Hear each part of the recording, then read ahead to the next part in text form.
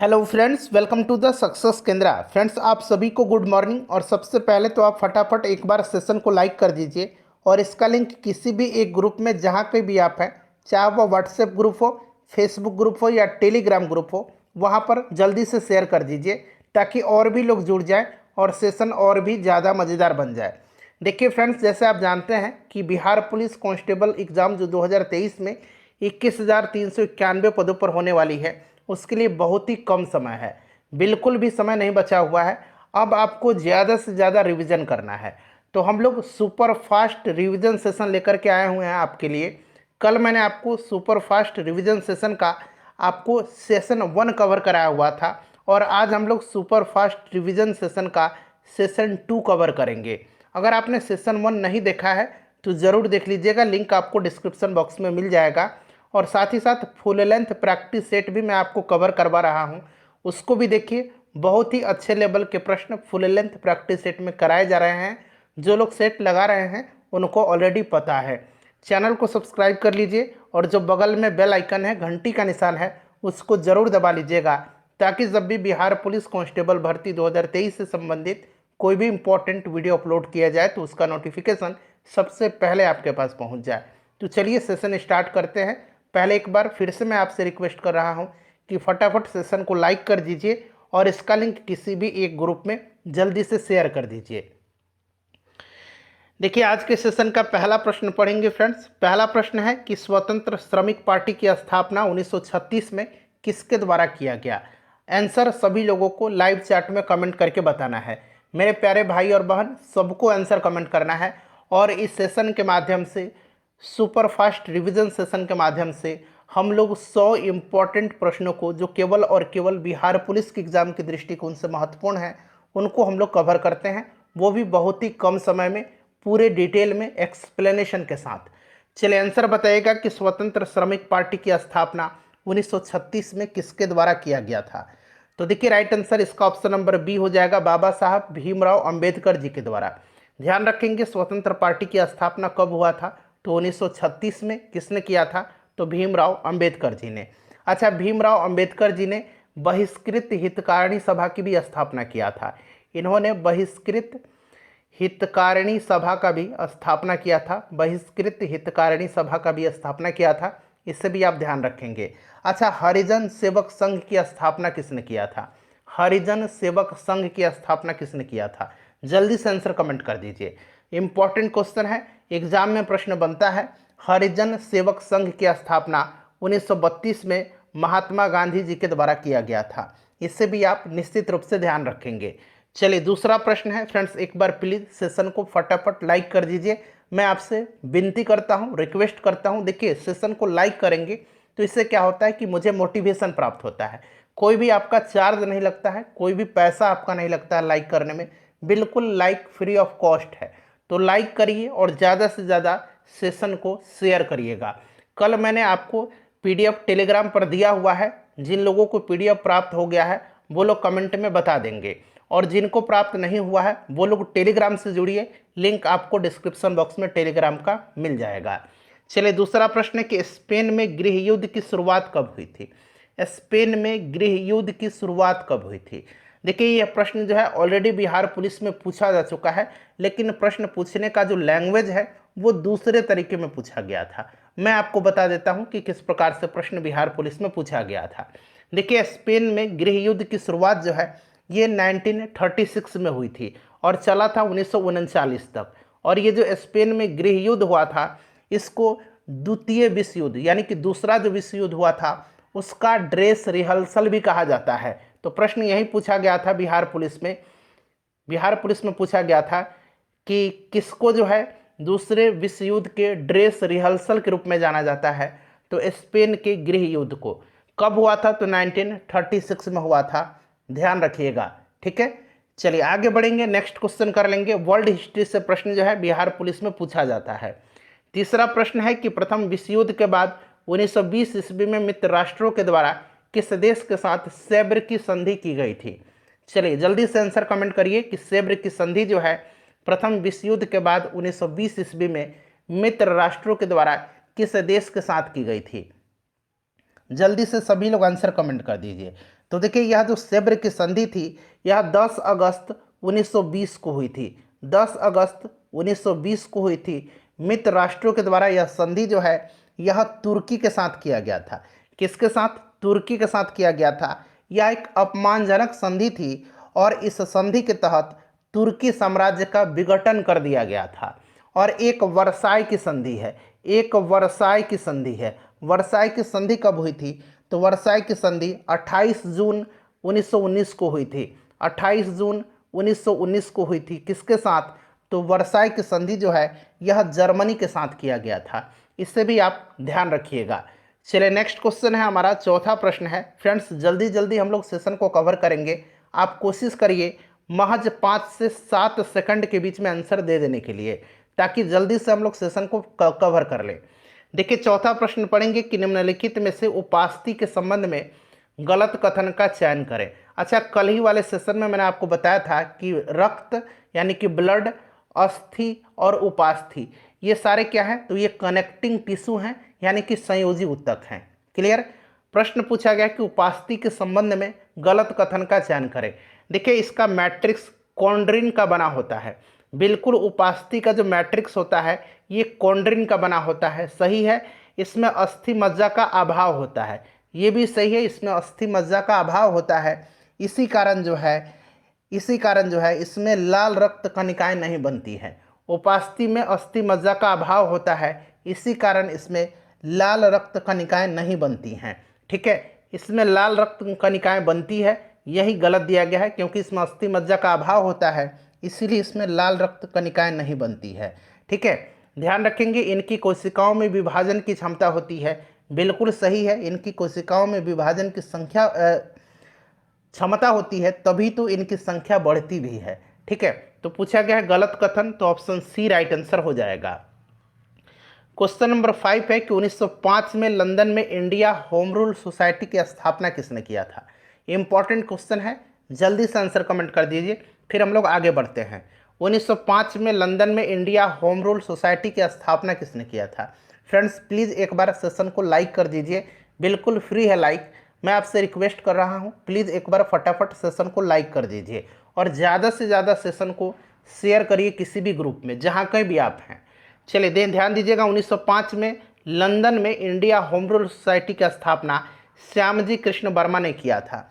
अच्छा, 1905 में ही servants of India society की स्थापना गोपाल कृष्ण गोखले ने किया था। और 1904 में आपको याद होगा अभिनव भारत की स्थापना विनायक दामोदर सावरकर जी ने किया था। चलिए अगला प्रश्न है कि निम्न में से किसने स्वदेशी आंदोलन का नेतृत्व दिल्ली में किया था? चलिए जरा सोच करके आंसर कमेंट करिएगा, दिल्ली में किसने किया था?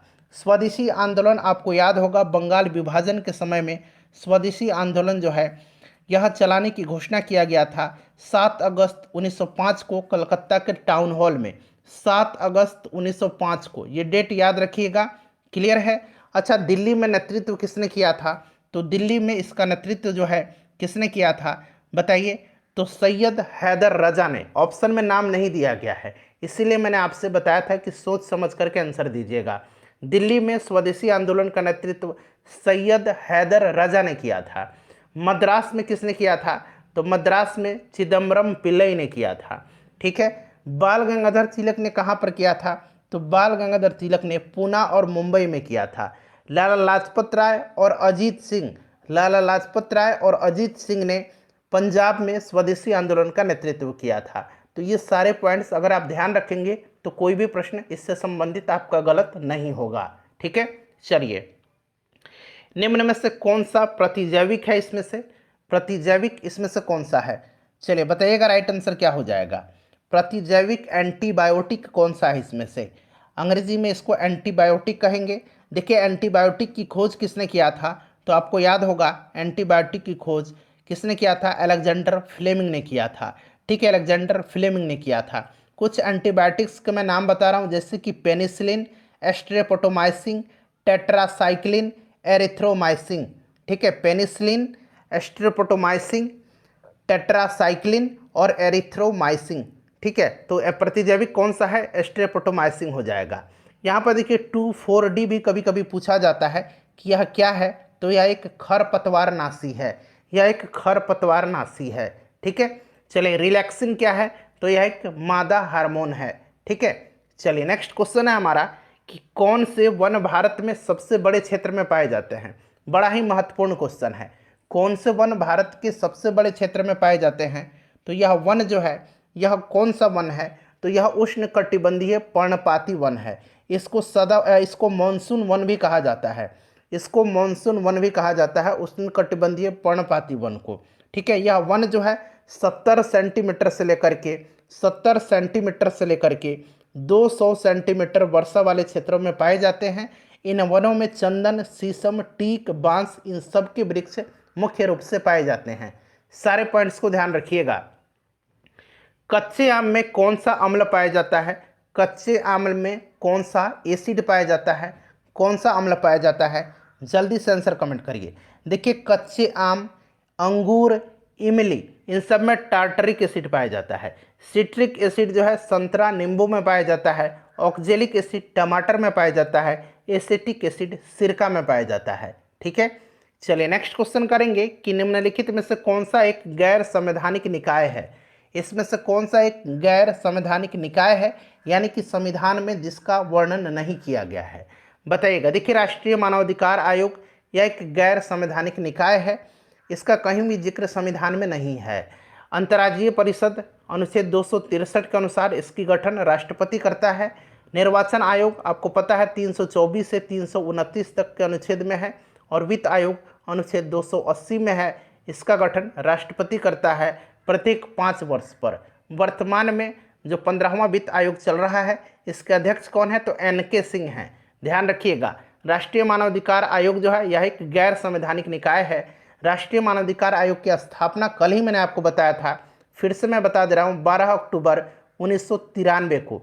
और वर्तमान में राष्ट्रीय मानवाधिकार आयोग के अध्यक्ष कौन है, तो जस्टिस अरुण कुमार मिश्रा, यानी कि AK मिश्रा हैं। क्लियर, चलिए नेक्स्ट क्वेश्चन है क्वेश्चन नंबर 11। ओजोन के विषय में निम्नलिखित कथनों पर विचार करें और नीचे दिए गए कूट का प्रयोग करके सही आंसर का चयन करना है आपको। देखिए यह सजीव जीवों के लिए श्वसन के लिए अनिवार्य है। ओजोन का फॉर्मूला O3 होता है। ओजोन जो है ये श्वसन के लिए अनिवार्य नहीं है, श्वसन के लिए ऑक्सीजन अनिवार्य है, तो ये वाला गलत हो गया। इसका उपयोग जल के रोगाणु रहित करने के लिए किया जाता है, ये सही है। यह परावैंगनिक किरणों को अवशोषित कर लेती है, ये भी सही है। वायु में इसका अनुपात लगभग 3% है, ये गलत दिया गया है। वायु में इसका अनुपात जो है ये 0.00004% है लगभग। ठीक है, तो ये भी गलत है। तो इसमें से पूछा गया है सही उत्तर, तो दूसरा और तीसरा करेक्ट आंसर हो जाएगा ऑप्शन नंबर A। क्लियर, चलिए अगला प्रश्न है। फ्रेंड्स एक बार सेशन को लाइक कर दीजिए जल्दी से, फिर हम लोग आगे बढ़ते हैं। जल्दी से लाइक कर दीजिए, सभी लोग लाइक कर देंगे, इतने सारे लोग देख रहे हैं और लाइक बहुत ही कम आता है। प्लीज़ आपसे रिक्वेस्ट कर रहा हूं मैं, लाइक कर दीजिए। देखिए राष्ट्रीय बालिका दिवस किस तिथि को मनाया जाता है, राष्ट्रीय बालिका दिवस, और एक है अंतर्राष्ट्रीय महिला दिवस। अंतर्राष्ट्रीय महिला दिवस 8 मार्च के दिन मनाया जाता है। राष्ट्रीय बालिका दिवस प्रत्येक वर्ष 24 जनवरी के दिन मनाया जाता है। क्लियर है, याद रहेगा। 5 जून के दिन पर्यावरण दिवस मनाया जाता है और 16 सितंबर के दिन ओजोन दिवस मनाया जाता है। नेक्स्ट क्वेश्चन है हमारा, थोड़ा जल्दी में हम लोग सेशन को आज कवर करेंगे। देखिए निम्नलिखित में से कौन सा देश सार्क का सदस्य देश नहीं है, सार्क का सदस्य देश नहीं है। सार्क को हिंदी में दक्षेस भी कहा जाता है, कहीं कहीं आपको दक्षेस मिलेगा कि कौन सा देश इसमें से दक्षेस का सदस्य नहीं है, यानी कि सार्क का सदस्य नहीं है। सार्क का फुल फॉर्म क्या होता है, तो सार्क का फुल फॉर्म होता है south Asian association for regional cooperation. इसकी स्थापना 1985 में हुई थी, कहाँ, तो बांग्लादेश के ढाका में। और बांग्लादेश के ढाका में ही सार्क का पहला सम्मेलन 1985 में हुआ था। इसका हेडक्वार्टर नेपाल की राजधानी काठमांडू में है।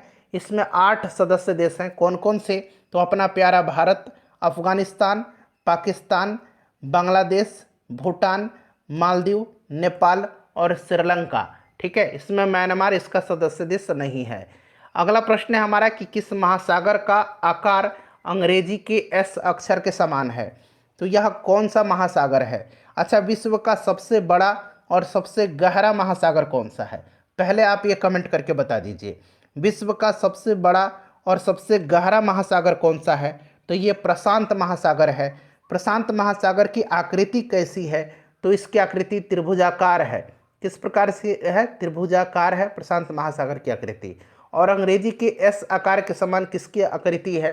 तो फ्रेंड्स यह कौन सा है? तो यह अटलांटिक महासागर है। क्लियर? चलिए नेक्स्ट क्वेश्चन है कि सूची दिया गया है, मिलान करने, एक तरफ आविष्कार है, दूसरी तरफ आविष्कर्ता दिया गया है। किण्वन की खोज किसने किया था? किण्वन की खोज लुई पास्चर ने किया था। लुई पास्चर ने। पेनिसिलिन की खोज अलेक्जेंडर फ्लेमिंग ने किया था। चेचक की टीका का खोज किसने किया था? तो ये एडवर्ड जेनर ने किया था। और बेसिलस एंथ्रेसिस की खोज रॉबर्ट कोच ने किया था। अच्छा, प्रश्न बनता है कि टीकाकरण का खोज किसने किया था? ठीक है, वैक्सीनेशन का खोज तो ये एडवर्ड जेनर ने किया था। एडवर्ड जेनर को प्रतिरक्षा प्रणाली का जनक कहा जाता है। क्लियर है? याद रहेगा आपको, बिल्कुल। और देखिए, रेबीज की टीके का खोज पूछा जाता है तो लुई पास्चर ने किया था। चेचक की टीका का खोज एडवर्ड जेनर ने किया था। सारे पॉइंट्स को ध्यान रखिएगा। ग्लूकोज के निम्नलिखित बहुलकों में से जंतु कौन सा संचित करते हैं? ग्लूकोज का इनमें से कौन सा बहुलक है जिनको जंतु संचित करते हैं? जल्दी से आंसर बता दीजिए। तो यह कौन सा है? तो यह ग्लाइकोजन है। ग्लाइकोजन है। ठीक है, ग्लाइकोजन इसका जो है संश्लेषण और संग्रहण शरीर में यकृत और मांसपेशियों के द्वारा किया जाता है। यकृत और मांसपेशियों के द्वारा। क्लियर? नेक्स्ट क्वेश्चन है हमारा कि संयुक्त राष्ट्र की आधिकारिक भाषाओं की संख्या कितनी है? संयुक्त राष्ट्र के बारे में कई दफ़ा मैंने आपको बताया है। संयुक्त राष्ट्र की स्थापना कब हुई थी? तो ये 24 अक्टूबर 1945 को हुई थी। इसका हेडक्वार्टर कहाँ पर है? तो न्यूयॉर्क में है। और देखिए, इसकी आधिकारिक भाषाओं की संख्या पूछा जा रहा है। तो आधिकारिक भाषाओं की संख्या 6 है। कौन कौन सी भाषाएं हैं? तो अरबी, चीनी, फ्रेंच, अंग्रेजी, रूसी और स्पेनिश, ये 6 भाषा है। अच्छा, इसके अस्थायी सदस्य जो हैं कौन कौन से देश हैं? तो ये 5 कंट्री हैं। इन कंट्री का नाम क्या क्या है? तो चीन है, फ्रांस है, रसिया है, ग्रेट ब्रिटेन है और यूएसए है। क्लियर है? चलिए नेक्स्ट क्वेश्चन है हमारा, क्वेश्चन नंबर 18 कि the struggle for India's soul पुस्तक के लेखक कौन है? इस पुस्तक का पूरा नाम है the struggle for India's soul, nationalism and the fate of democracy. The struggle for India's soul, nationalism and the fate of democracy. इस पुस्तक को लिखा है शशि थरूर ने। किसने? शशि थरूर ने लिखा है। और एक पुस्तक है the Indian struggle. The Indian struggle पुस्तक के लेखक कौन है? ये प्रश्न बनता है एग्जाम में। चलिए बताइए, द इंडियन स्ट्रगल पुस्तक के लेखक कौन है? तो द इंडियन स्ट्रगल को लिखा है सुभाष चंद्र बोस जी ने। नेक्स्ट क्वेश्चन करेंगे कि पुस्तक शाहजहांनामा के लेखक कौन है? पुस्तक शाहजहांनामा के लेखक कौन है? फ्रेंड्स जल्दी से इसका आंसर कमेंट कर दीजिए और प्लीज़ एक बार सेशन को लाइक कर दीजिए। पुस्तक शाहजहांनामा के लेखक कौन है? देखिए, कोई भी आपसे मैं चार्ज नहीं मांगता हूँ। मैं आपसे सिर्फ इतना ही आशा रखता हूँ कि आप वीडियो को ज़्यादा से ज़्यादा लाइक करेंगे और इसको ज़्यादा से ज़्यादा शेयर करेंगे। हमारे चैनल के माध्यम से सब कुछ बिल्कुल फ्री ऑफ कॉस्ट दिया जाता है। एवरी कंटेंट फ्री है। प्लीज़ आप सपोर्ट करिए और सपोर्ट करने का तरीका आपका सिर्फ लाइक और शेयर है। तो प्लीज़ लाइक करिए। देखिए, शाहजहांनामा लेखक कौन है? तो इसको लिखा है इनायत खान ने। किसने? इनायत खान ने। ठीक है, चलिए नेक्स्ट क्वेश्चन है हमारा कि 1938 में भारतीय राष्ट्रीय कांग्रेस का अध्यक्ष किसको निर्वाचित किया गया था? बताइए, 1938 में भारतीय राष्ट्रीय कांग्रेस का अध्यक्ष किसे निर्वाचित किया गया था? 1938 वाला जो अधिवेशन था भारतीय राष्ट्रीय कांग्रेस का, ये कहाँ पर हुआ था? तो ये हरिपुरा में हुआ था। हरिपुरा में हुआ था। और 1939 वाला कहाँ पर हुआ था? तो ये त्रिपुरी में हुआ था। और इन दोनों अधिवेशनों की अध्यक्षता सुभाष चंद्र बोस ने किया था। ठीक है, चलिए अगला प्रश्न है कि आग बुझाने के परिधानों पर चढ़ी परत किससे बनी होती है? जो आग बुझाने वाले परिधान हैं, वस्त्र हैं, उन पर किसकी परत चढ़ी होती है? बताइए, राइट आंसर क्या हो जाएगा? करेक्ट आंसर इसका क्या होगा? तो करेक्ट आंसर इसका मेलामाइन हो जाएगा। मेलामाइन। ठीक है, चलिए नेक्स्ट क्वेश्चन है हमारा कि पिट्यूटरी ग्लैंड से निकलने वाले हार्मोन को कौन नियंत्रित करता है? जो पिट्यूटरी ग्लैंड है, पीयूष ग्रंथि है, इससे जो हार्मोन स्रावित होता है उसको नियंत्रित कौन करता है? बताइए, कौन नियंत्रित करता है? अच्छा देखिए, पिट्यूटरी ग्लैंड, पीयूष ग्रंथि को मास्टर ग्रंथि भी कहा जाता है। इसी से वृद्धि हार्मोन स्रावित होता है, ये आपको पता भी है। और इससे जो हार्मोन निकलता है उसको नियंत्रित हाइपोथैलेमस करता है। हाइपोथैलेमस ये मस्तिष्क का भाग है और यह भूख, प्यास, ताप इन सब का नियंत्रण करता है। क्लियर है। नेक्स्ट क्वेश्चन करेंगे कि यूटोपिया के लेखक कौन है।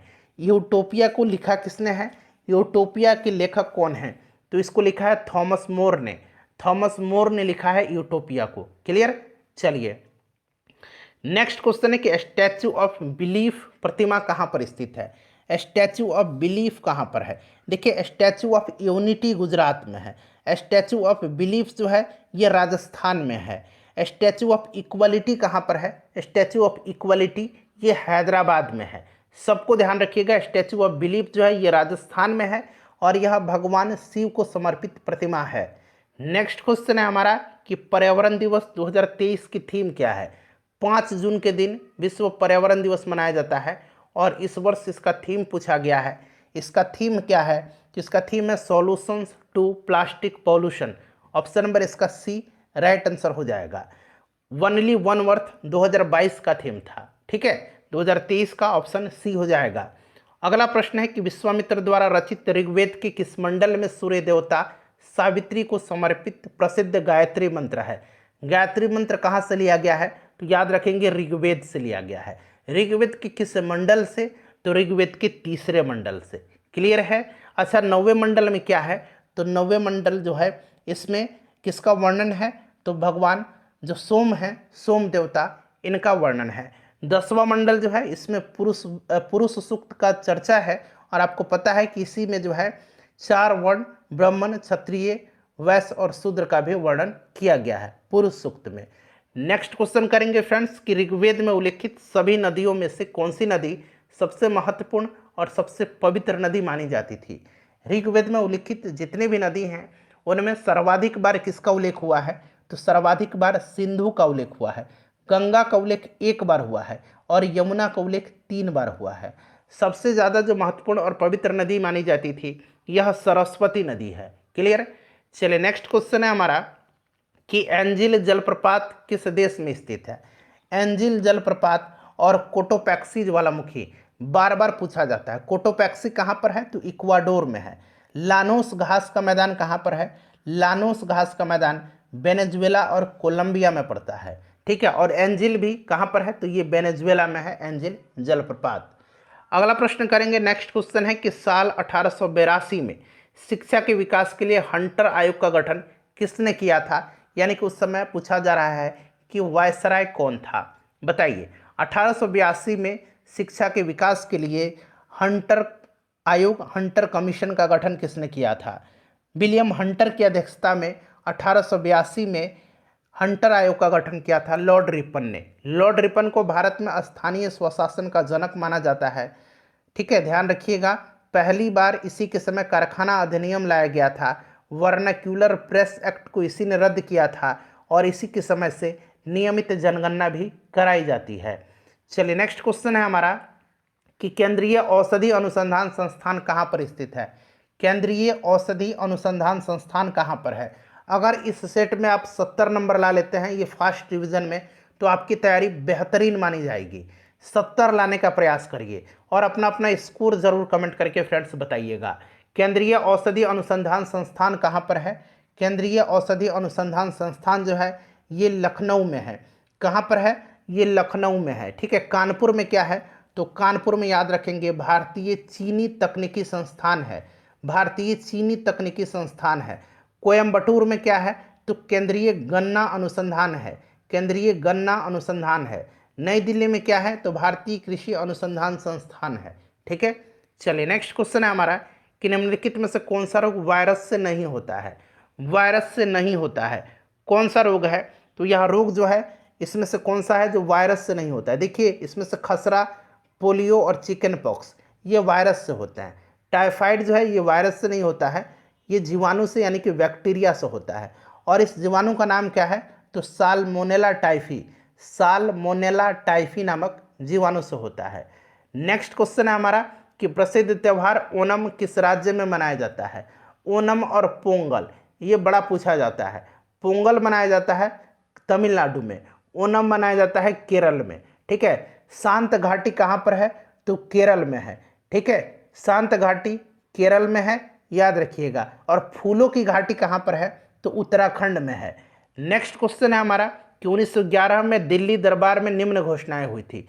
1911 में लॉर्ड हॉर्डिंग द्वितीय के समय में, लॉर्ड हॉर्डिंग द्वितीय के समय में दिल्ली दरबार का आयोजन किया गया था और उसमें बंगाल विभाजन को रद्द किया गया, बिहार को एक अलग राज्य बनाया गया जिसमें बिहार में उड़ीसा सम्मिलित था।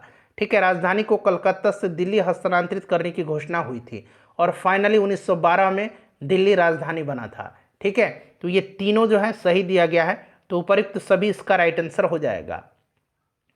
34 नंबर है कि निम्नलिखित में से कौन सा सुमेलित नहीं है। देखिए, भाग 15 में निर्वाचन है, सही दिया गया है। भाग 17 में राजभाषा है। भाग 18 में संविधान संशोधन नहीं है। भाग 18 में क्या है बताइए। भाग 18 में जो है आपात उपबंध है, अनुच्छेद 352 से लेकर के अनुच्छेद 360 तक में।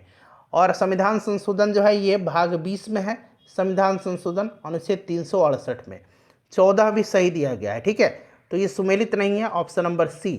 अगला प्रश्न है हमारा कि निम्नलिखित में से किसने कहा कांग्रेस केवल सूक्ष्मदर्शी अल्पसंख्या का प्रतिनिधि करती है।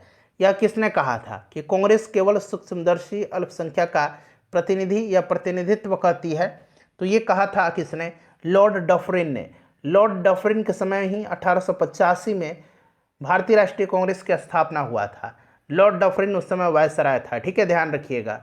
अगला प्रश्न है कि नाटो का 31वां सदस्य देश कौन बना है। नाटो का 31वां सदस्य देश कौन बना है, बड़ा महत्वपूर्ण क्वेश्चन है। नाटो का 31वां सदस्य देश जो बना है यह कौन बना है। नाटो का फुल फॉर्म क्या होता है, नाटो का फुल फॉर्म होता है नॉर्थ अटलांटिक ट्रीटी ऑर्गेनाइजेशन। इसकी स्थापना 1949 में हुई थी। इसका हेडक्वार्टर कहाँ पर है, तो इसका हेडक्वार्टर ब्रुसेल्स में है, ब्रुसेल्स में है। ठीक है, याद रखिएगा, ब्रुसेल्स में है। और देखिए 31वां सदस्य देश इसका फिनलैंड बना है। फिनलैंड की राजधानी बार बार पूछा जाता है, कहाँ पर है, फिनलैंड की राजधानी हेलसिंकी है, हेलसिंकी है, याद रखिएगा। नेक्स्ट क्वेश्चन है कि जल बजट अपनाने वाला भारत का पहला राज्य कौन बना है। पहला राज्य है इसीलिए महत्वपूर्ण है। जी बताइए, जल बजट अपनाने वाला भारत का पहला राज्य कौन है, तो ये राज्य केरल बना है। केरल राइट आंसर हो जाएगा। देश की पहली वाटर मेट्रो का उद्घाटन कहाँ किया गया। देश की पहली वाटर मेट्रो का उद्घाटन कहाँ पर किया गया, तो ये कोचिंग में किया गया और इसका उद्घाटन प्रधानमंत्री नरेंद्र मोदी जी ने किया था। अगला प्रश्न है कि सूडान में फंसे भारतीयों को सुरक्षित वापसी के लिए भारत सरकार ने कौन सा अभियान शुरू किया था। सूडान में फंसे, सूडान में गृह युद्ध चल रहा था और वहां से भारतीयों को निकालने के लिए भारत सरकार के द्वारा कौन सा ऑपरेशन, तो ऑपरेशन कावेरी चलाया गया था। अच्छा, सीरिया और टर्की में जो भयंकर भीषण भूकंप आया हुआ था उसके लिए कौन सा ऑपरेशन चलाया गया था, तो ऑपरेशन दोस्त चलाया गया था। चलिए फ्रेंड्स, जल्दी जल्दी हम लोग सेशन को कवर कर रहे हैं ताकि कम समय में आप रिवीजन कर लें और जो बच जाए समय उसका उपयोग आप दूसरे सब्जेक्ट पर करें। चलिए, यहाँ पर देखिएगा कि मैलाकाइट किस धातु का अयस्क है। मैलाकाइट इनमें से किस धातु का अयस्क है। मैलाकाइट जो है यह किसका अयस्क है, तो यह तांबा का अयस्क है मैलाकाइट। क्लियर है। चलिए नेक्स्ट क्वेश्चन करेंगे। अगला प्रश्न है कि सूर्य से दूरी के अनुसार निम्नलिखित में से कौन सा ग्रह शुक्र और मंगल के बीच में आता है। सूर्य से दूरी के अनुसार, सूर्य से दूरी के अनुसार आपको क्रम याद होना चाहिए ग्रहों का। यह है बुध। ठीक है, बुध, बुध के बाद शुक्र, शुक्र के बाद पृथ्वी, पृथ्वी के बाद मंगल, मंगल के बाद बृहस्पति, यहाँ मैं बृहस्पति इतना लिख देता हूँ।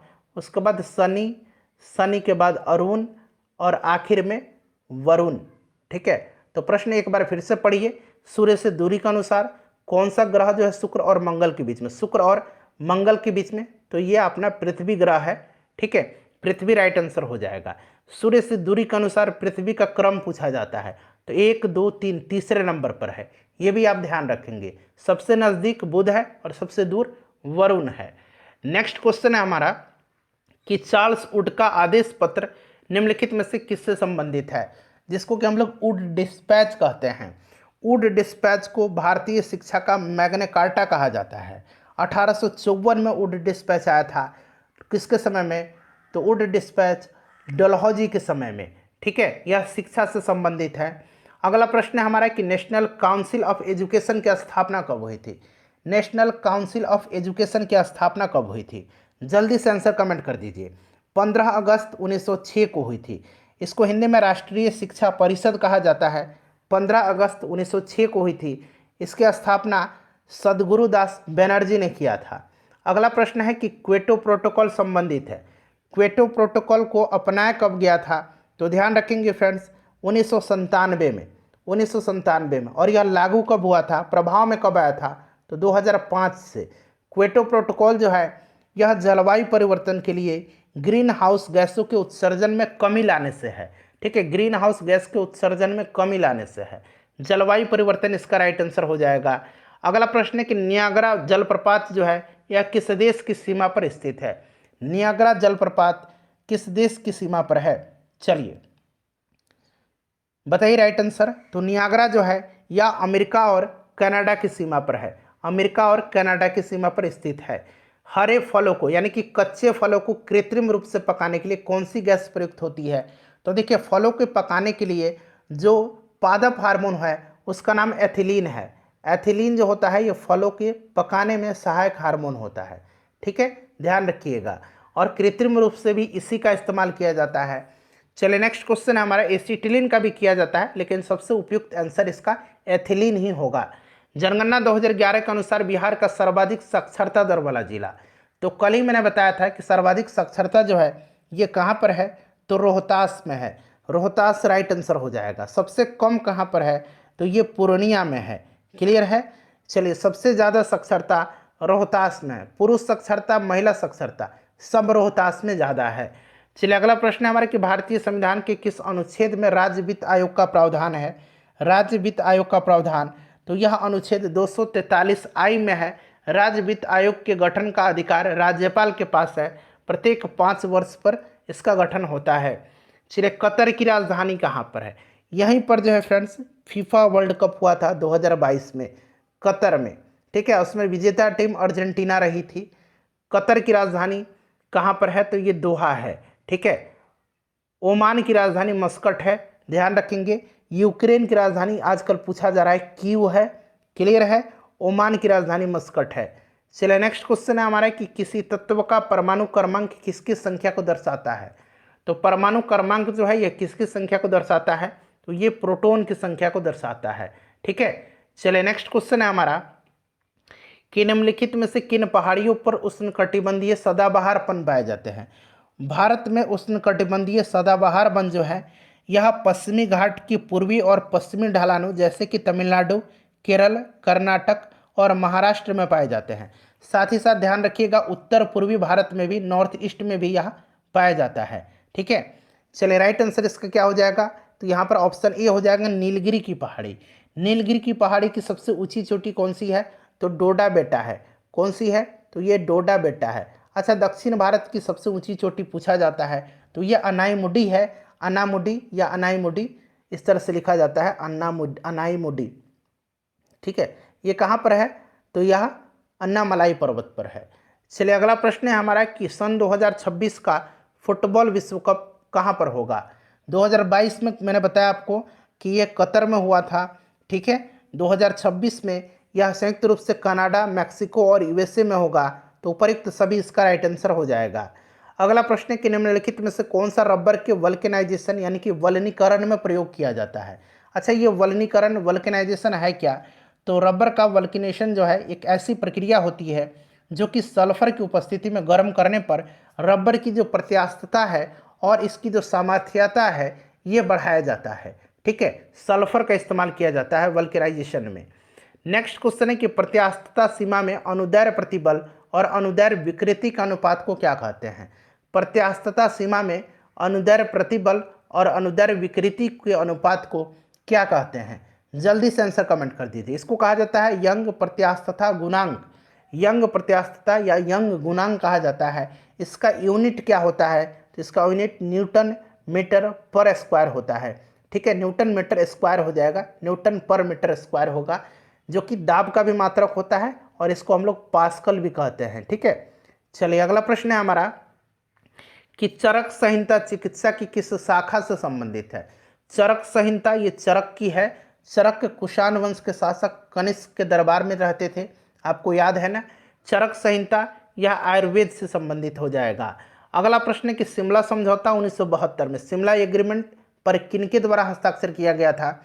तो शिमला एग्रीमेंट यह एक शांति समझौता था जो भारत और पाकिस्तान के मध्य हुआ था। इसमें भारत की तत्कालीन प्रधानमंत्री श्रीमती इंदिरा गांधी जी और पाकिस्तान के जुल्फिकार अली भुट्टो ने सिग्नेचर किया था। तो इंदिरा गांधी और जुल्फिकार अली भुट्टो राइट आंसर हो जाएगा। अगला प्रश्न हमारा कि सर्वोच्च न्यायालय के न्यायाधीश के रूप में योग्य होने के लिए एक व्यक्ति को उच्च न्यायालय में कितने वर्ष की न्यूनतम अवधि तक अधिवक्ता के रूप में कार्य का अनुभव होना चाहिए? बताइए, सर्वोच्च न्यायालय यानी कि सुप्रीम कोर्ट में न्यायाधीश बनने के लिए किसी भी व्यक्ति को उच्च न्यायालय में यानी कि हाई कोर्ट में कितने वर्ष की न्यूनतम अवधि तक अधिवक्ता के रूप में, वकील के रूप में कार्य का अनुभव होना चाहिए? तो देखिए, अधिवक्ता के रूप में 10 वर्ष का अनुभव होना चाहिए और न्यायाधीश के रूप में 5 वर्ष का अनुभव होना चाहिए। दोनों को ध्यान रखेंगे। क्लियर है? चलिए अगला प्रश्न कर लेंगे कि लाल मिर्च में लाल रंग किसके कारण होता है? लाल मिर्च में लाल रंग और लाल मिर्च में तीक्ष्णता, ये दोनों पूछा जाता है। तो लाल मिर्च में तीक्ष्णता जो होता है ये कैप्सेसिन के कारण होता है और लाल रंग जो होता है ये कैप्सेंथिन के कारण होता है। टमाटर का रंग लाल लाइकोपिन के कारण होता है, लाइकोपिन के कारण होता है। ठीक है, चलिए चुकंदर में विटामिन पाया जाता है। नेक्स्ट क्वेश्चन है हमारा कि पटाना घास का मैदान किस देश में है? पटाना जो है ये कहाँ पर है? तो ये श्रीलंका में है। कल मैंने आपको बताया था कि कैंटबरी कहाँ पर है? तो न्यूजीलैंड में है। ठीक है, कैंटबरी न्यूजीलैंड में है। और पुस्ताज बताया था, पुस्ताज कहाँ पर है? तो पुस्ताज ये हंगरी में है। ठीक है, लानोज कहाँ पर है? तो अभी मैंने बताया था आपको वेनेजुएला और कोलंबिया में है। ठीक है, चलिए वेल्ड कहाँ पर है? तो अफ्रीका में है। डाउन्स कहाँ पर है? डाउन्स ऑस्ट्रेलिया में है। चलिए नेक्स्ट क्वेश्चन है हमारा, पंपास कहाँ पर है? तो पंपास अर्जेंटीना में है और कंपास घास का मैदान ब्राजील में है। मानव त्वचा को रंग देने वाला जो वर्णक है, पिगमेंट है, ये कौन सा है? मानव त्वचा को रंग देने वाला वर्णक जो है ये मेलानिन है। अच्छा, हमारा जो नाखून, बाल ये सब होता है किसका बना होता है? तो हमारा नाखून, बाल ये सब किरेटिन का बना होता है, किरेटिन का बना होता है। इसे भी ध्यान रखिएगा। नेक्स्ट क्वेश्चन है कि कॉफी बोर्ड ऑफ इंडिया का मुख्यालय कहाँ पर स्थित है? कॉफी बोर्ड ऑफ इंडिया का मुख्यालय कहाँ पर स्थित है? तो कॉफी बोर्ड ऑफ इंडिया का मुख्यालय जो है यह बेंगलुरु में है। इसकी स्थापना 1942 में हुई थी। बेंगलुरु में है यह। कॉफ़ी के उत्पादन में सर्वश्रेष्ठ राज्य कौन सा है? तो यह कौन सा है? कॉफ़ी का उत्पादन कर्नाटक में होता है। चलिए नेक्स्ट क्वेश्चन है कि United Nations system staff college का मुख्यालय कहाँ पर है? ये नया प्रश्न है आपके लिए। United Nations system staff college का मुख्यालय, जो देखिए ये जो United nation system staff college है इसकी स्थापना 2002 में की गई थी और इसका हेडक्वार्टर मुख्यालय जो है यह इटली के ट्यूरिन में है। इटली के ट्यूरिन में है। अगला प्रश्न है हमारा फ्रेंड्स, एक बार सेशन को लाइक कर दीजिए प्लीज़। देखिए, पेशावर एवं काबुल किसके माध्यम से एक दूसरे से जुड़े हुए हैं? पेशावर और काबुल जो है यह किसके माध्यम से एक दूसरे से जुड़े हुए हैं? तो यह खैबर दर्रा के। ठीक है, चलिए उसके बाद नेक्स्ट क्वेश्चन है कि सूर्य के संदर्भ में चंद्रमा की परिक्रमा की अवधि क्या है? अच्छा, याद रखिएगा फ्रेंड्स, चंद्रमा को जो है, चंद्रमा को फॉसिल प्लैनेट कहा जाता है। चंद्रमा को फॉसिल प्लैनेट यानी कि इसको जीवाश्म उपग्रह भी कहा जाता है। इसको जीवाश्म उपग्रह भी कहा जाता है। ठीक है, चंद्रमा को। इंपॉर्टेंट पॉइंट है, नया पॉइंट है, इसको नोट कर लीजिएगा। ठीक है, चंद्रमा पृथ्वी का उपग्रह है और देखिए सूर्य के संदर्भ में इसकी परिक्रमा 29.53 दिन है। अंतर्राष्ट्रीय बुकर पुरस्कार 2023 से किसे सम्मानित किया गया है? अंतर्राष्ट्रीय बुकर पुरस्कार 2023 दिया गया है बुल्गारिया के जॉर्जी गोस्पोंदिनेव को। Georgi Gospodinov, Bulgaria. याद रखिएगा, इनके उपन्यास टाइम शेल्टर के लिए दिया गया है। अगर पूछा जाए कि टाइम शेल्टर के रचनाकार कौन है तो याद रखिएगा जॉर्जी गोस्पोंदिनेव, बुल्गारिया के हैं। अगला प्रश्न है कि संतोष ट्रॉफी किस खेल से संबंधित है? संतोष ट्रॉफी मर्डेका कप। ठीक है, मर्डेका कप।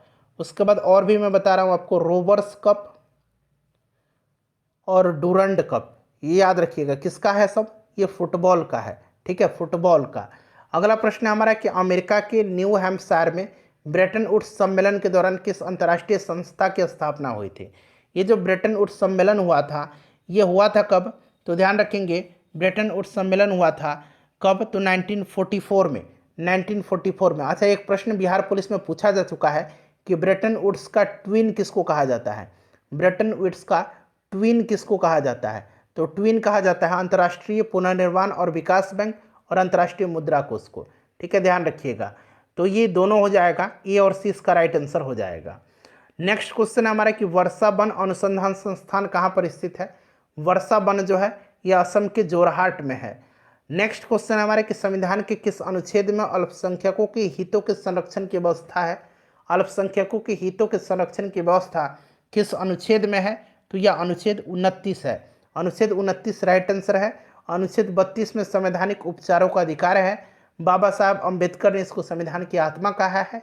और अनुच्छेद 32 की तरह सुप्रीम कोर्ट 5 प्रकार का रिट जारी करता है इसी के तहत। ठीक है, अनुच्छेद 19 में स्वतंत्रता है। अनुच्छेद 14 में समता का अधिकार है। नेक्स्ट क्वेश्चन है कि पहला सार्क सम्मेलन कहाँ पर हुआ था। मैंने आपको स्टार्टिंग में ही बता दिया था कि 1985 में ढाका बांग्लादेश में हुआ था। ठीक है, चलिए नेक्स्ट क्वेश्चन है कि विश्व वानिकी दिवस प्रत्येक वर्ष कब मनाया जाता है। विश्व वानिकी दिवस जो है यह कब मनाया जाता है, बताइए। राइट आंसर इसका क्या हो जाएगा, 21 मार्च के दिन मनाया जाता है विश्व वानिकी दिवस। अगला प्रश्न है कि पहला स्वदेशी अंतरिक्ष रॉकेट नूरी का प्रक्षेपण किस देश के द्वारा किया गया है।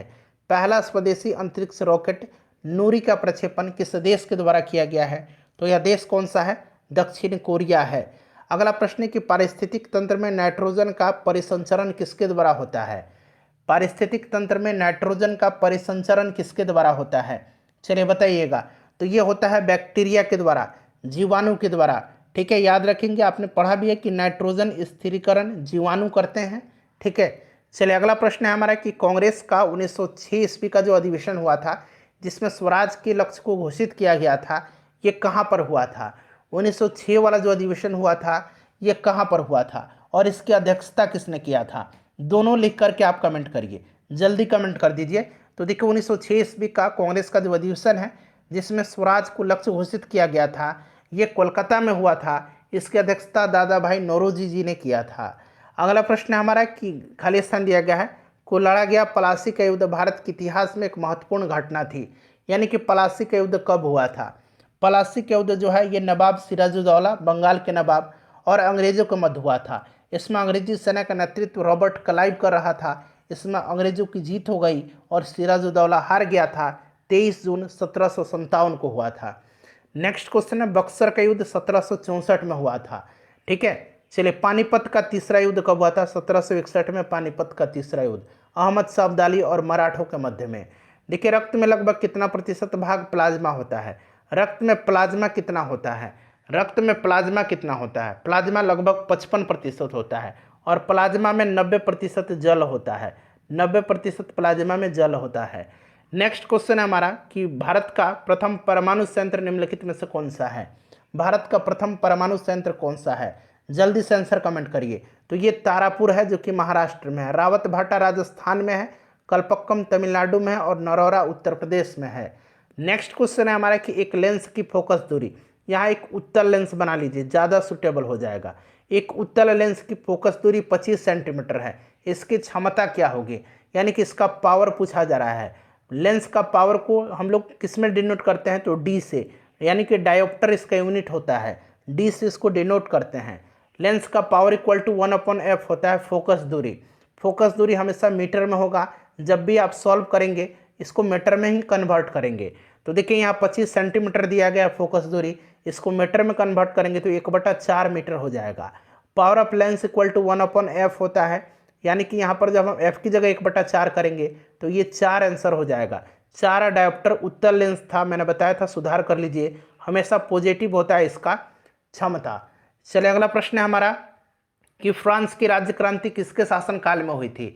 फ्रांस की राज्य क्रांति हुई थी कब, फ्रांस की राज्य क्रांति 1789 में हुई थी। किसका शासनकाल था उस समय फ्रांस में, तो लुई 16वां का, लुई 16वां का। अगला प्रश्न है कि स्टैचू ऑफ प्रोस्पेरिटी कहाँ पर है। मैंने आपको बताया था ना कि स्टैचू ऑफ प्रोस्पेरिटी कहाँ पर है, तो स्टैचू ऑफ प्रोस्पेरिटी कर्नाटक में है, बेंगलुरु में है। स्टैचू ऑफ यूनिटी गुजरात में है, स्टैचू ऑफ बिलीफ राजस्थान में है, स्टैचू ऑफ इक्वालिटी हैदराबाद में है। सबको ध्यान रखिएगा। चलिए अगला प्रश्न है हमारा कि सूफिया कलाम जो एक प्रकार का भक्ति संगीत है ये कहाँ की विशेषता है। सूफिया कलाम ये बिहार पुलिस में पूछा जा चुका है। सूफिया कलाम जो एक प्रकार की भक्ति संगीत है यह विशेषता है जम्मू कश्मीर की। चलिए अगला प्रश्न है कि अक्टूबर 1917 की बोल्शेविक क्रांति का नेतृत्व किसने किया था। ये जो बोल्शेविक क्रांति है ये 1917 में कहाँ हुई थी, तो ये रूस में हुई थी बोल्शेविक क्रांति। इसका नेतृत्व लेनिन ने किया था, ठीक है। चलिए नेक्स्ट क्वेश्चन है कि निम्न में से कौन सा एक प्रत्यक्ष कर नहीं है। प्रत्यक्ष कर नहीं है, अच्छा प्रत्यक्ष कर कौन कौन से हैं, तो आयकर, निगम कर, संपत्ति कर, उपहार कर। आयकर, निगम कर, संपत्ति कर, उपहार कर। इसमें से अप्रत्यक्ष कर है बिक्री कर, यह प्रत्यक्ष कर नहीं है बिक्री कर। बिक्री कर, सेवा कर, जीएसटी, ये सारे अप्रत्यक्ष कर होते हैं। नेक्स्ट क्वेश्चन है कि थैलेसीमिया के रोगों में निम्न में से किसका संश्लेषण की क्षमता जो है हमारा शरीर नहीं रखता है। थैलेसीमिया एक आनुवांशिक रोग है और यह रक्त से संबंधित बीमारी है, ब्लड से संबंधित। हीमोग्लोबिन इसका राइट आंसर हो जाएगा, रक्त का थक्का नहीं बनता इसमें। 2011 की जनगणना के अनुसार बिहार का लिंगानुपात कितना है। कल ही मैंने बता दिया था कि बिहार का लिंगानुपात सबसे ज़्यादा किस जिला में है, तो जिला गोपालगंज, सबसे कम मुंगेर में। बिहार का लिंगानुपात 918 है। दल बदल विरोधी अधिनियम किस वर्ष लागू किया गया था। दल बदल विरोधी अधिनियम को लागू कब किया गया था, तो 52वां संविधान संशोधन के द्वारा 10वीं अनुसूची जोड़ा गया और इसी में इसको रखा गया है। कब, तो 1985 में, ठीक है। चलिए अगला प्रश्न है हमारा कि निम्नलिखित में से कौन शरीर की विटामिन डी बनाता है। शरीर में विटामिन डी, तो विटामिन डी के बारे में मैंने बताया था कि इसका संश्लेषण परावैंगनिक किरणों में उपस्थित त्वचा के कोलेस्ट्रॉल के द्वारा होता है, तो ये त्वचा हो जाएगा राइट आंसर। कैल्सीफेरॉल इसका रासायनिक नाम है। चलिए यूनेस्को का मुख्यालय पूछा गया है कि कहाँ पर है। यूनेस्को का मुख्यालय कहाँ पर है, तो 1945 में यूनेस्को की स्थापना हुई थी और हेडक्वार्टर इसका फ्रांस के पेरिस में है और पेरिस में ही अगला ओलंपिक होगा, ध्यान रखिएगा इसको भी। चलिए नेक्स्ट क्वेश्चन है कि 2023 में ब्रिक्स सम्मेलन का आयोजन किस देश में किया जाएगा। 2023 में ब्रिक्स सम्मेलन, ब्रिक्स में भारत, देखिए B for Brazil, R for Russia, I for India, C for China और एस फॉर साउथ अफ्रीका। ये 5 देश इसके सदस्य हैं ब्रिक्स के, ठीक है। और 2023 में इसका जो होगा सम्मेलन यह दक्षिण अफ्रीका में होगा। चलिए अगला प्रश्न है कि उत्तरी गोलार्ध में सबसे छोटा दिन, सबसे बड़ा 21 जून के दिन होता है। इस दिन विश्व योग दिवस मनाया जाता है। ये सेट में भी प्रश्न मिला था। और छोटा सबसे 22 दिसंबर के दिन होता है। नेक्स्ट क्वेश्चन है कि समुद्र और महासागरों की गहराई मापने के लिए किस उपकरण का प्रयोग किया जाता है। समुद्र की गहराई मापने के लिए फायदोमीटर का प्रयोग किया जाता है। लैक्टोमीटर दूध की शुद्धता मापा जाता है, ठीक है। चलिए नेक्स्ट क्वेश्चन है हमारा कि गुटनिरपेक्ष आंदोलन की स्थापना से कौन नहीं जुड़ा हुआ है। गुटनिरपेक्ष यानी कि नाम जिसको बोलते हैं नॉन अलाइंग मूवमेंट, ठीक है। इसकी स्थापना 1961 में हुई थी बेलग्रेड में, ठीक है। चलिए बताइएगा, तो जवाहरलाल नेहरू थे, मार्शल टिटो थे, कर्नल नासिर थे, सुकर्णो भी इसमें थे, सुकर्णो, ठीक है। बेनजीर भुट्टो नहीं थी। Option number D right answer हो जाएगा। अगला प्रश्न है कि भारत में पुर्तगालियों का पहला वायसराय कौन था। तो पहला वायसराय पुर्तगालियों का, अच्छा पुर्तगाली यात्री वास्को डी गामा भारत कब आया था, तो 1498 में। ये डेट सन याद रखिएगा, बड़ा महत्वपूर्ण है, ठीक है। VVI है। पहला वायसराय पुर्तगालियों का कौन था, तो फ्रांसिस्को द अल्मेडा था। दूसरा अल्बुकर्क था, ठीक है। चलिए नेक्स्ट क्वेश्चन है हमारा कि पाल वंश के किस शासक ने उदंतपुरी बौद्ध मठ का निर्माण करवाया था। इन 100 प्रश्नों में से ये प्रश्न मैं आपके लिए रख रहा हूँ। इसका आंसर सोच समझ करके आप कमेंट करिएगा और अपना स्कोर भी इसके साथ में कमेंट कर दीजिएगा, ठीक है। चलिए एक प्रश्न मैं आपसे हर सीरीज में पूछता हूँ। स्वराज पार्टी का प्रथम सम्मेलन कहाँ पर हुआ था। स्वराज पार्टी की स्थापना 1923 में चित्तरंजन दास और मोतीलाल नेहरू जी ने किया था। इलाहाबाद में इसका पहला सम्मेलन हुआ था। अगला प्रश्न कि पटना हाई कोर्ट के मुख्य न्यायाधीश, तो कल ही मैंने आपको डिस्कशन में बता दिया था कि के विनोद चंद्रन हैं, के विनोद चंद्रन हैं। चलिए नेक्स्ट क्वेश्चन है हमारा कि भारत भवन कहाँ पर स्थित है। भारत भवन जो है ये मध्य प्रदेश के भोपाल में है। अगला प्रश्न है हमारा कि कवक क्या है, तो कवक जो है ये मृत्युपजीवी है। कवक क्या है, तो यह मृत्युपजीवी है। चलिए संचार उपग्रह वायुमंडल के किस स्तर में अवस्थित होते हैं। संचार उपग्रह आयन मंडल में, आयनोस्फीयर में, ठीक है। आखिरी क्वेश्चन है, इसका आंसर जल्दी से कमेंट करिए। निम्न में से कौन सी धातु बिजली की सबसे अधिक सुचालक है, तो ये चांदी है। अपना स्कोर कर दीजिए, वीडियो को लाइक कर दीजिए और इसको शेयर कर